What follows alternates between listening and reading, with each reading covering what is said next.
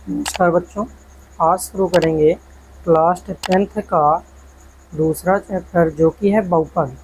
बहुपद की बात करेंगे आज। तो पहले वीडियो को ज़्यादा से ज़्यादा शेयर कर दीजिए जिससे कि सभी लोगों के पास पहुंच जाए। वीडियो को शेयर करने के बाद आइए शुरू करते हैं। तो बहुपद जो शब्द है, बहुपद अगर हम हिंदी अर्थ निकालें तो बहु है, बहु का मतलब क्या है? बहुत सारे। ठीक है, बहुत सारे पद का मतलब हुआ पद। जब बहुत सारे पद आपस में मिलते हैं तो उसे क्या बोलते हैं? बहुपद। क्या बोलते हैं? बहुपद। फिर अगर बात करें इंग्लिश शब्द की जो कि है पॉलिनोमियल, पॉलिनोमियल शब्द की बात करें तो जो पॉलिनोमियल शब्द है यह किस भाषा से लिया गया है? ग्रीक भाषा की। दो शब्द मिलकर बना है। ग्रीक भाषा के कितने शब्द? दो। एक है पॉली, दूसरा है नोमियल।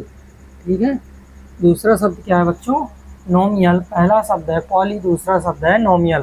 किस भाषा का? ग्रीक भाषा के शब्द से लिए गए हैं। पॉली का मतलब होता है कई, ठीक है। नोमियल का मतलब होता है पद बच्चों, ठीक है।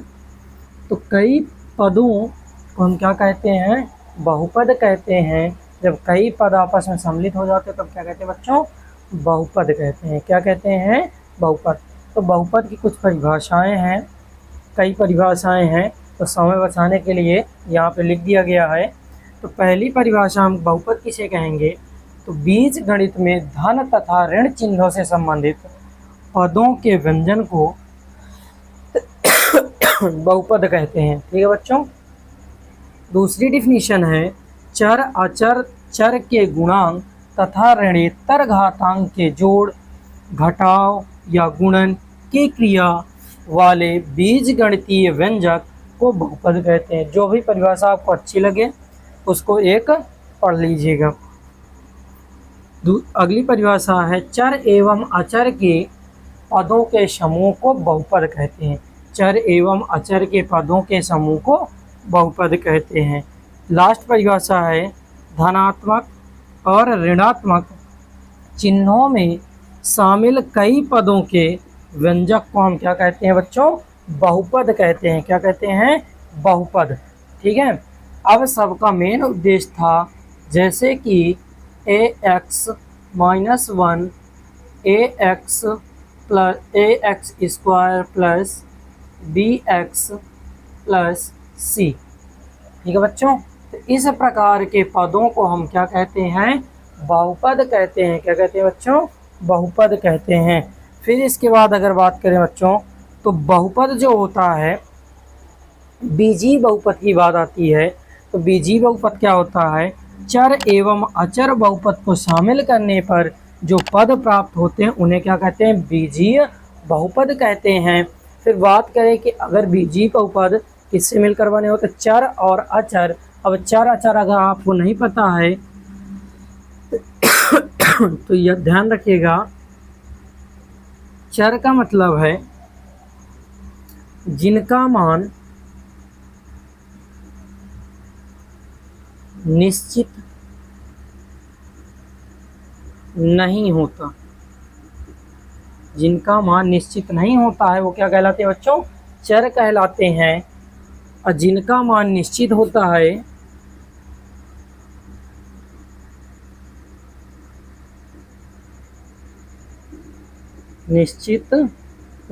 वो क्या कहलाते हैं बच्चों? अचर कहलाते हैं। ठीक है। जैसे कि कोई गिनती लिखी होती है 1 से लेकर अनंत तक तो क्या होती है? अचर संख्याएं होती हैं।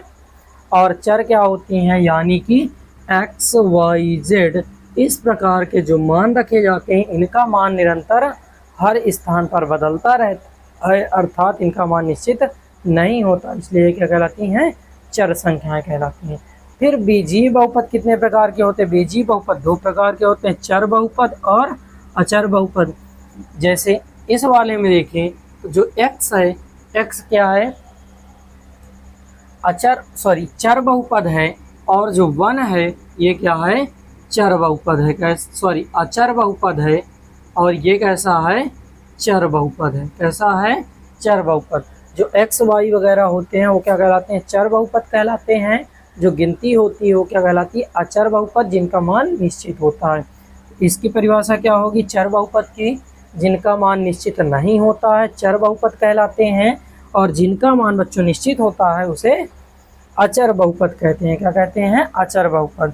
फिर बहुपदों की घात क्या है, तो अगर बहुपदों की घात की बात करें बच्चों, तो बहुपद में चर के ऊपर जो सबसे बड़ी घात होती है वही क्या कहलाती है, बहुपद की घात कहलाती है बच्चों। क्या कहलाती है, बहुपद की घात।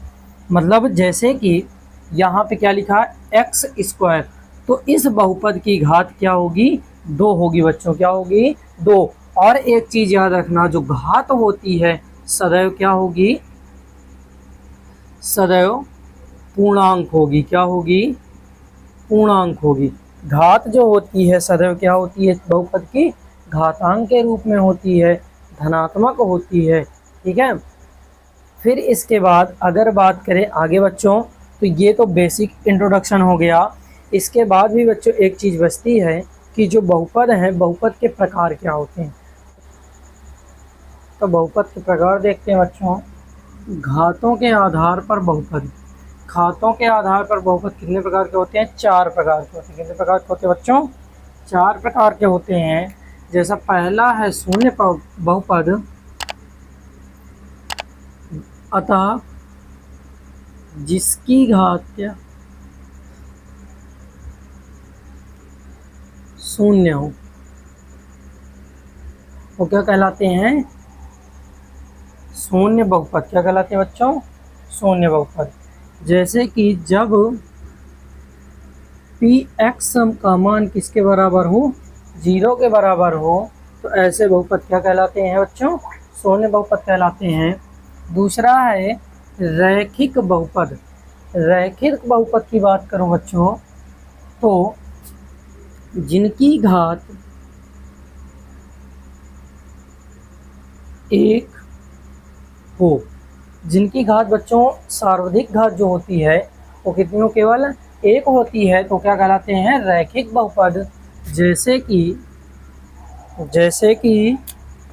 x + 1, ठीक है, x - 3, इस प्रकार के जो बहुपद होते हैं बच्चों वो क्या कहलाते हैं, रेखीय बहुपद। ठीक है। फिर इसके बाद बच्चों बात करें द्विघात बहुपद की। द्विघात बहुपद क्या होते हैं, जिनकी घात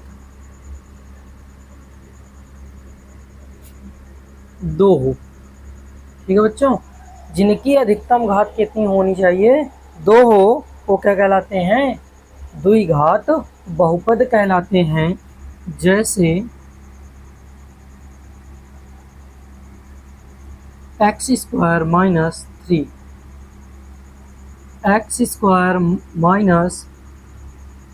4x + 3, इस प्रकार के बहुपद क्या कहलाते हैं बच्चों, द्विघात बहुपद। अर्थात जिनकी अधिकतम घात कितनी हो, 2 होती हो, क्या कहलाते हैं बच्चों, द्विघात बहुपद। ठीक है।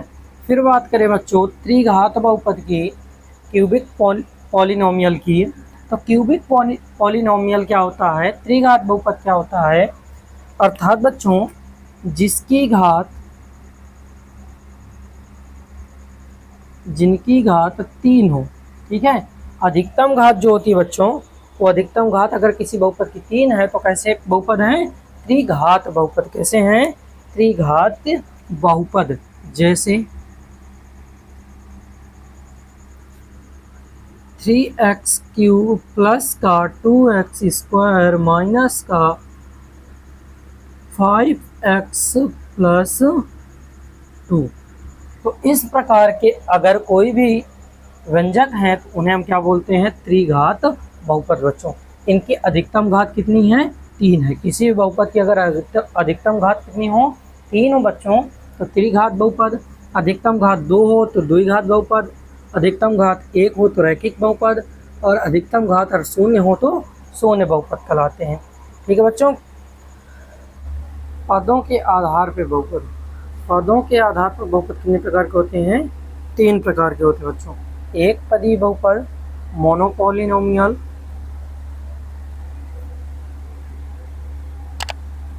फिर इसके बाद द्विपदीय बहुपद, त्रिपदीय बहुपद।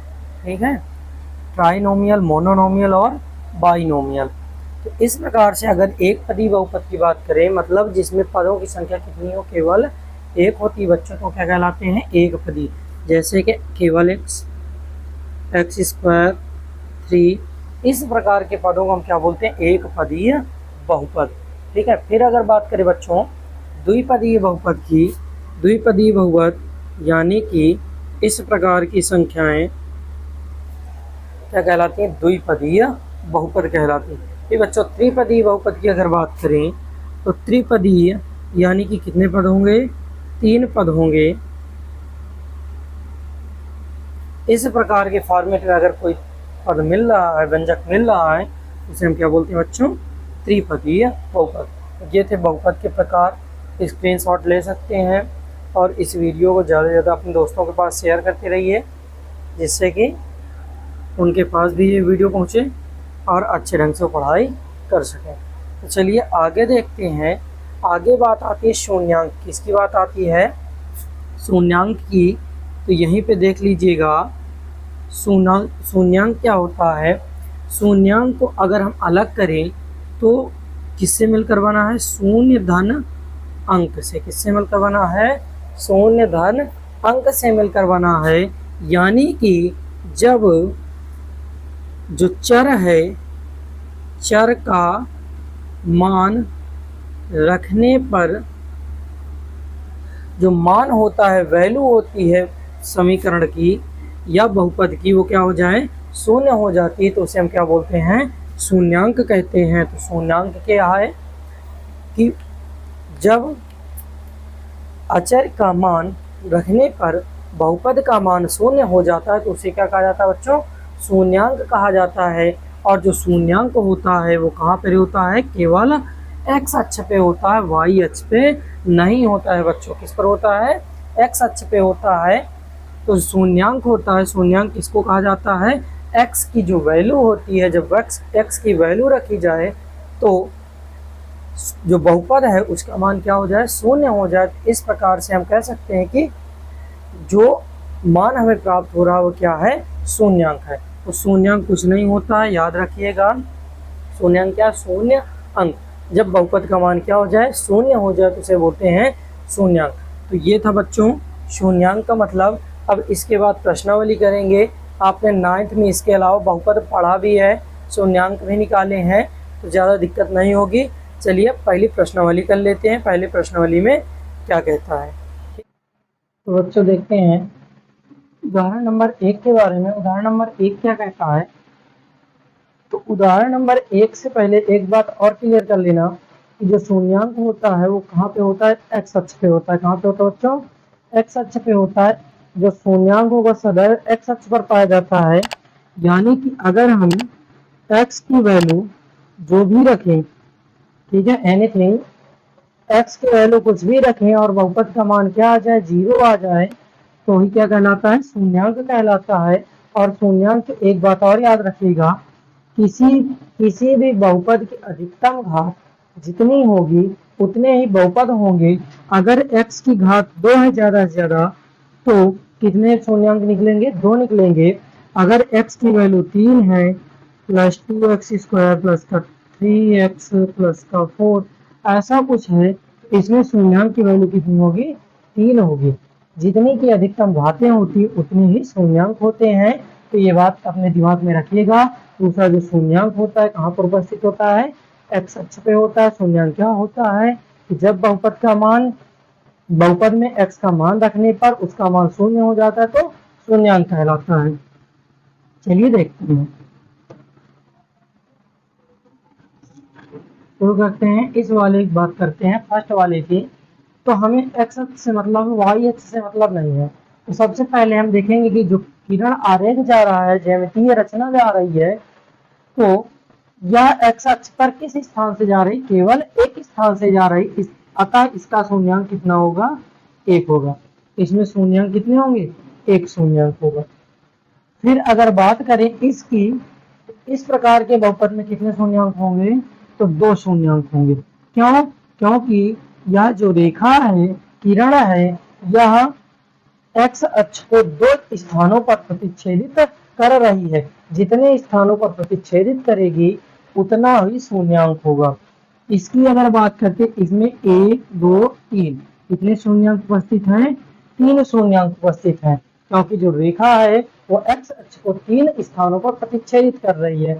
फिर अगर इसकी बात करें तो 1 है, इसकी बात करें तो 1 है, और इसकी बात करें तो 1 2 3 4 कितने हैं, 4 शून्यांक है।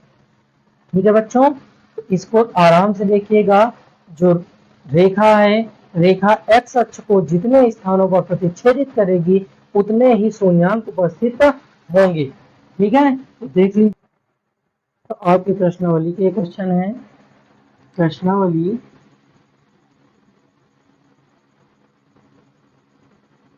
2.1, प्रश्नावली 2.1 के क्वेश्चन है।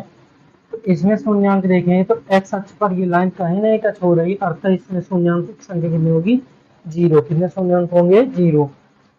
इसको देखें तो यह एक स्थान पे जा रही है, विभेदित कर रही, प्रतिच्छेदित कर रही, इसलिए शून्यांक की संख्या 1। यह 1 2 3 स्थानों पर एक्स अक्ष को प्रतिच्छेदित कर रही, अतः शून्यांक की संख्या 3। इसमें कितने स्थान पर, 1 2, अर्थात शून्यांक की संख्या 2। यह कितने स्थानों पर प्रतिच्छेदित कर रही है एक्स अक्ष को, 1 2 3 4, यानी कि शून्यांकों की संख्या 4। यह कितने स्थानों पर, 1 2 3, अर्थात शून्यांकों की संख्या कितनी होगी। इस प्रकार से शून्यांक ज्ञात करने थे, इसमें तो कुछ नहीं था। अब अगले प्रश्न में जो भी होगा आपको बताया जाएगा। चलिए आगे चलते हैं।